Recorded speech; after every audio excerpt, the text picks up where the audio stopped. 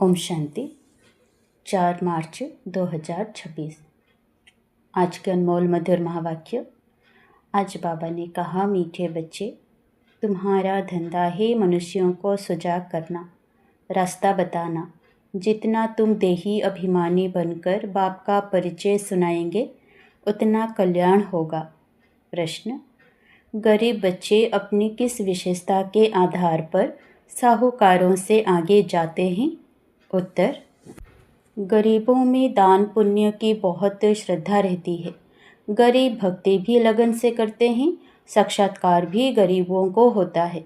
साहूकारों को अपने धन का नशा रहता, पाप जास्ती होते, इसीलिए गरीब बच्चे उनसे आगे चले जाते हैं।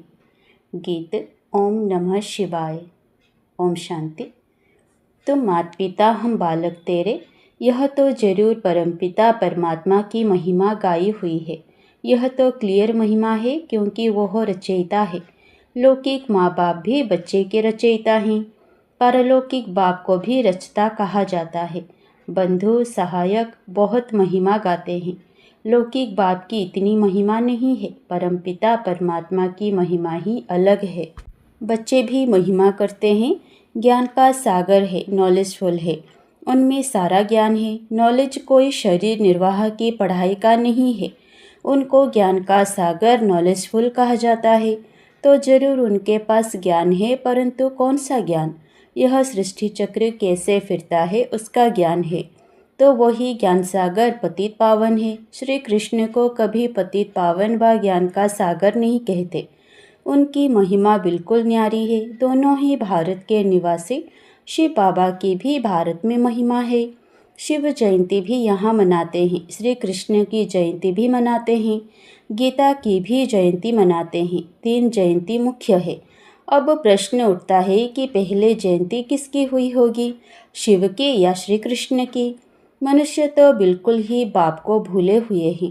श्री कृष्ण की जयंती बड़े धूमधाम से प्यार से मनाते हैं। शिव जयंती का इतना किसी को पता नहीं है, न गायन है। शिव ने क्या आकर किया, उनकी बायोग्राफी का किसी को पता नहीं है। श्री कृष्ण की तो बहुत बातें लिख दी हैं। गोपियों को भगाया, यह किया। श्री कृष्ण के चरित्रों की खास एक मैगजीन भी निकलती है। शिव के चरित्र आदि कुछ है नहीं। श्री कृष्ण की जयंती कब हुई, फिर गीता की जयंती कब हुई? श्री कृष्ण जब बड़ा हो तब तो ज्ञान सुनावे। श्री कृष्ण के बचपन को तो दिखाते हैं, टोकरी में डालकर पार ले गए। बड़ेपन का दिखाते हैं, रथ पर खड़ा है, चक्र चलाते हैं, 16-17 वर्ष का होगा। बाकी चित्र छोटेपन के दिखाए हैं। अब गीता कब सुनाई? उसी समय तो नहीं सुनाई होगी जब लिखते हैं फलाने को भगाया, यह किया। उस समय तो ज्ञान शोभे भी नहीं। ज्ञान तो जब बुजुर्ग हो तब सुनाए। गीता भी कुछ समय बाद सुनाई होगी। अब शिव ने क्या किया, कुछ पता नहीं। अज्ञान नींद में सोए पड़े हैं। बाप कहते हैं, मेरी बायोग्राफी का कोई को पता नहीं है। मैंने क्या किया, मुझे ही पतित पावन कहते हैं। मैं आता हूँ तो साथ में गीता है। मैं साधारण बूढ़े अनुभवी तन में आता हूँ। शिव जयंती तुम भारत में ही मनाते हो। श्री कृष्ण जयंती, गीता जयंती, यह 3 मुख्य हैं। राम की जयंती तो बाद में होती है। इस समय जो कुछ होता है वह बाद में मनाया जाता है। सतयुग त्रेता में जयंती आदि होती नहीं। सूर्यवंशी से चंद्रवंशी वर्षा लेते हैं और किसी की महिमा है नहीं। सिर्फ राजाओं का कोरोनेशन मनाते होंगे। बर्थडे तो आजकल सब मनाते हैं, वह तो कॉमन बात हुई। श्री कृष्ण ने जन्म लिया, बड़ा होकर राजधानी चलाई, उसमें महिमा की तो बात ही नहीं। सतयुग त्रेता में सुख का राज्य चला आया है। वह राज्य कब कैसे स्थापन हुआ, यह तुम बच्चों की बुद्धि में है। बाप कहते हैं बच्चों में, मैं कल्प कल्प कल्प के संगम युग पर आता हूँ। कलयुग का अंत है पतित दुनिया, सतयुग आदि पावन दुनिया। मैं बाप भी हूँ, तुम बच्चों को वर्षा भी दूंगा। कल्प पहले भी तुमको वर्षा दिया था, इसलिए तुम मनाते आए हो। परंतु नाम भूल जाने से श्री कृष्ण का नाम डाल दिया है। बड़े ते बड़ा शिव है ना। पहले तो जब उनकी जयंती हो तब फिर साकार मनुष्य की हो। आत्माएं तो सब वास्तव में ऊपर से उतरती हैं। मेरा भी अवतरण है। श्री कृष्ण ने माता के गर्भ से जन्म लिया, पालना ली। सबको पुनर्जन्म में आना ही है। शिव बाबा पुनर्जन्म नहीं लेते हैं, आते तो हैं ना, तो यह सब बाप बेट समझाते हैं। ब्रह्मा विष्णु शंकर की त्रिमूर्ति दिखाते हैं ना। ब्रह्मा द्वारा स्थापना, क्योंकि शिव को तो अपना शरीर है नहीं। खुद बेट बताते हैं, मैं इनके बूढ़े तन में आता हूँ। यह अपने जन्मों को नहीं जानते हैं, इनके बहुत जन्मों के अंत का यह जन्म है। तो पहले पहले समझाना पड़े, शिव जयंती बड़ी या श्री कृष्ण जयंती बड़ी। अगर श्री कृष्ण ने गीता सुनाई तो गीता जयंती तो श्री कृष्ण के बहुत वर्षों के बाद हो सके, जबकि श्री कृष्ण बड़ा हो। यह सब समझने की बातें हैं ना। लेकिन वास्तव में शिव जयंती के बाद हुई फट से गीता जयंती। यह भी पॉइंट्स बुद्धि में रखनी है। पॉइंट तो ढेर हैं, बिगैर नोट किए याद रह ना सकें। बाबा इतना नज़दीक है, उनका रथ है, वह भी कहते हैं सब पॉइंट से समय पर याद आ जाएं मुश्किल है। बाबा ने समझाया है, सबको दो बाप का राज समझाओ। शिव बाबा की जयंती मनाते हैं, जरूर आता होगा। जैसे क्राइस्ट, बुद्ध आदि आकर अपना धर्म स्थापन करते हैं, वह भी आत्मा आकर प्रवेश कर धर्म स्थापन करती है। वह है हेवनली गॉड फादर, सृष्टि के रचयिता। तो जरूर नई सृष्टि रचेंगे, पुरानी थोड़े ही रचेंगे। नई सृष्टि को स्वर्ग कहा जाता है, अभी है नर्क। बाबा कहते हैं, मैं कल्प कल्प के संगम पर आकर तुम बच्चों को राज्यों का ज्ञान देता हूँ। यह है भारत का प्राचीन योग। किसने सिखाया? शिव बाबा का नाम तो गुम कर दिया है। एक तो कहते गीता का भगवान श्री कृष्ण और विष्णु आदि के नाम दे देते हैं। शिव बाबा ने राजयोग सिखाया था, किसी को पता नहीं है। शिव जयंती निराकार की जयंती ही दिखाते हैं। वह कैसे आया, क्या आकर किया? वह तो सर्व का सद्गति दाता, लिबरेटर, गाइड है। अभी सर्व आत्माओं को गाइड चाहिए परमात्मा। वह भी आत्मा है। जैसे मनुष्यों का गाइड भी मनुष्य होता है, वैसे आत्माओं का गाइड भी आत्मा चाहिए। वह तो सुप्रीम आत्मा ही कहेंगे। मनुष्य तो सब पुनर्जन्म ले पतित बनते हैं, फिर पावन बनाए वापस कौन ले जाए? बाप कहते हैं, मैं ही आकर पावन होने की युक्ति बताता हूँ। तो मुझे याद करो। श्री कृष्ण तो कह न सके कि देह का संबंध छोड़ो। वह तो 84 जन्म लेते हैं, सब संबंधों में आते हैं। बाप को अपना शरीर नहीं है, तुमको यह रूहानी यात्रा बाप सिखलाते हैं। यह है रूहानी बाप की रूहानी बच्चों प्रति रूहानी नॉलेज। श्री कृष्ण कोई का रूहानी बाप थोड़े ही हैं, सबका रूहानी बाप मैं हूँ। मैं ही गाइड बन सकता हूँ, liberator, guide, blissful, peaceful, ever pure, सब मेरे लिए कहते हैं। अभी तुम आत्माओं को नॉलेज दे रहे हैं। बाप कहते हैं, मैं इस शरीर द्वारा तुमको दे रहा हूँ, तुम भी शरीर द्वारा नॉलेज ले रहे हो। वह है गॉड फादर, उनका रूप भी बताया है। जैसे आत्मा बिंदी है, वैसे परमात्मा भी बिंदी है।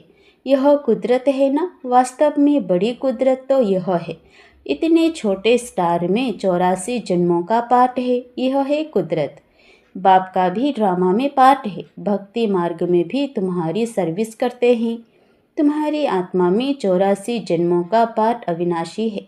इसको कहा जाता है कुदरत। इसका वर्णन कैसे करें?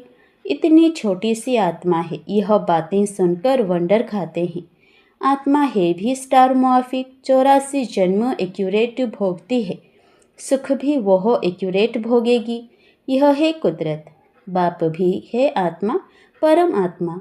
उनमें सारी नॉलेज भरी हुई है, जो बच्चों को समझाते हैं। यह है नई बातें। नए मनुष्य सुनकर कहेंगे, इनका ज्ञान तो कोई शास्त्र आदि में भी नहीं है। फिर भी जिन्होंने कल्प पहले सुना है, वर्षा लिया है, वही वृद्धि को पाते रहते हैं। टाइम लगता है, प्रजा ढेर बनती है, बहुत तो सहज है। राजा बनने में मेहनत है। मनुष्य जो बहुत धन दान करते हैं तो राजाई घर में जन्म लेते हैं। गरीब भी अपनी हिम्मत अनुसार जो कुछ दान करते होंगे तो वह भी राजा बनते हैं। जो पूरे भगत होते हैं वह दान पुण्य भी करते हैं। साहूकारों से पाप जास्ती होते होंगे। गरीबों में श्रद्धा बहुत रहती है, वह बहुत प्यार से थोड़ा भी दान करते हैं तो बहुत मिलता है। गरीब भक्ति भी बहुत करते हैं, दर्शन दो नहीं तो हम गला काट देते हैं। साहूकार ऐसे नहीं करेंगे, साक्षात्कार भी गरीबों को होते हैं, वही दान पुण्य करते हैं, राजाएं भी वह बनते हैं। पैसे वालों को अहंकार रहता है, यहाँ भी गरीबों को 21 जन्म का सुख मिलता है। गरीब जास्ती हैं, साहूकार पिछाड़ी में आएंगे। तो भारत जो इतना ऊंच था, सो फिर इतना गरीब कैसे हुआ, तुम समझते हो। अर्थक्वेक आदि में सब महल आदि चले जाएंगे तो गरीब हो जाएगा। रावण राज्य होने से हाहाकार हो जाता है, तो फिर ऐसी चीज़ें रह ना सके। हर चीज़ की आयु तो होती है ना।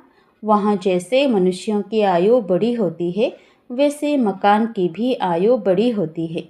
सोने के, मार्बल के बड़े बड़े मकान बनते जाएंगे, सोने के तो और ही मजबूत होंगे। नाटक में भी दिखाते हैं ना, लड़ाई होती है, मकान टूट फूट जाते हैं, फिर बन जाते हैं। उन्हों की बनावट ऐसी होती है। यह जो स्वर्ग के महल आदि बनाएंगे, ऐसे तो नहीं दिखाएंगे। मिस्त्री लोग कैसे मकान बनाते हैं, हाँ समझते हैं वही मकान होंगे। आगे चल तुमको साक्षात्कार होगा, ऐसा विवेक कहता है। इन बातों से बच्चों का ताल्लुक नहीं है। बच्चों को तो पढ़ाई पढ़नी है, स्वर्ग का मालिक बनना है। स्वर्ग और नर्क अनेक बार पास हुआ है, अभी दोनों पास हुए हैं। अभी है संगम। सतयुग में यह नॉलेज नहीं होगी, इस समय तुम बच्चों को पूरी नॉलेज है। लक्ष्मी नारायण को यह राज्य किसने दिया था, अभी तुम बच्चों को मालूम है। इन्होंने यह वर्षा किससे पाया। यहाँ पढ़ाई पढ़कर स्वर्ग के मालिक बनते हैं, फिर वहाँ जाकर महल आदि बनाते हैं। सर्जन भी बड़े बड़े हॉस्पिटल बनाते हैं ना। बाप तुम बच्चों को दिन प्रतिदिन अच्छी अच्छी पॉइंट्स सुना रहे हैं।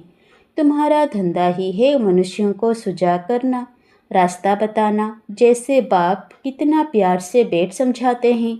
देह अभिमान की दरकार नहीं। बाप को कभी देह अभिमान नहीं हो सकता।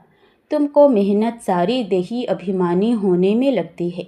जो देही अभिमानी बन बाप का बेच परिचय देते हैं, गोया बहुतों का कल्याण करते हैं। पहले देह अभिमान आने से फिर और विकार आते हैं, लड़ना झगड़ना, नवाबी से चलना। देह अभिमान है, भल अपना राजयोग है तो भी बहुत साधारण रहना है। थोड़ी चीज़ में अहंकार आ जाता है। घड़ी फैशनेबल देखी तो दिल होगी यह पहने, ख्याल चलता रहेगा, इसको भी देहाभिमान कहा जाता है। अच्छी ऊंची चीज़ होगी तो संभालना पड़ेगा, गुम होगी तो ख्याल होगा। अंत समय कुछ भी याद आया तो पदभ्रष्ट हो जाएगा। यह देहाभिमान की आदतें हैं। फिर सर्विस बदले डिसर्विस भी ज़रूर करेंगे। रावण ने तुमको देहाभिमानी बनाया है।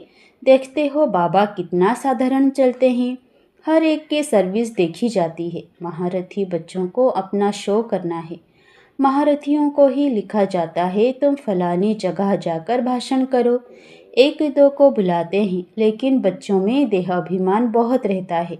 भाषण में भल अच्छे हैं, परंतु आपस में रूहानी स्नेह नहीं है। देहाभिमान लून पानी बना देता है। कोई बात में झट बिगड़ पड़ना यह भी नहीं होना चाहिए। इसलिए बाबा कहते हैं कोई को भी पूछना है तो बाबा से आकर पूछे। कोई कहे बाबा आपको कितने बच्चे हैं, कहूँगा बच्चे तो अनगिनत हैं, परंतु कोई कपूत कोई सपूत, अच्छे अच्छे हैं। ऐसे बाप का तो फरमान बरदार वफादार बनना चाहिए ना। अच्छा, मीठे मीठे सिकिलधे बच्चों प्रति माता पिता बाप दादा का याद प्यार और गुड मॉर्निंग। रूहानी बाप के रूहानी बच्चों को नमस्ते। धारणा के लिए मुख्य सार। पहला, देहाभिमान में आकर किसी भी प्रकार का फैशन नहीं करना है, जास्ती शौक नहीं रखने हैं, बहुत बहुत साधारण होकर चलना है। दूसरा, आपस में बहुत बहुत रूहानी स्नेह से चलना है, कभी भी लोन पानी नहीं होना है, बाबा का सपूत बच्चा बनना है, अहंकार में कभी नहीं आना है। वरदान, अपने भाग्य और भाग्य विधाता के गुण गाने वाले सदा प्रसन्नचित भव। सभी ब्राह्मण बच्चों को जन्म से ही ताज, तख्त, तिलक जन्मसिद्ध अधिकार के रूप में प्राप्त होता है। तो इस भाग्य के चमकते हुए सितारे को देखते हुए अपने भाग्य और भाग्य विधाता के गुण गाते रहो तो गुण संपन्न बन जाएंगे। अपनी कमजोरियों के गुण नहीं गाओ, भाग्य के गुण गाते रहो। प्रश्नों से पार रहो, तब सदा प्रसन्नचित रहने का वरदान प्राप्त होगा। फिर दूसरों को भी सहज ही प्रसन्न कर सकेंगे। स्लोगन: एक नामी और इकोनॉमी से चलना ही ब्राह्मण जीवन में सफलता का आधार है। अव्यक्त इशारे: निश्चय के फाउंडेशन को मजबूत कर सदा निर्भय और निश्चिंत रहो। निश्चय सदा ही निश्चिंत बनाता है और जो निश्चिंत स्थिति में रहकर कोई भी कार्य करता है वह उसमें सफल जरूर होता है, क्योंकि निश्चिंत स्थिति में बुद्धि यथार्थ जजमेंट करती है। यथार्थ निर्णय का आधार है निश्चय बुद्धि, निश्चिंत स्थिति, उसमें सोचने की भी आवश्यकता नहीं है। अच्छा, ओम शांति।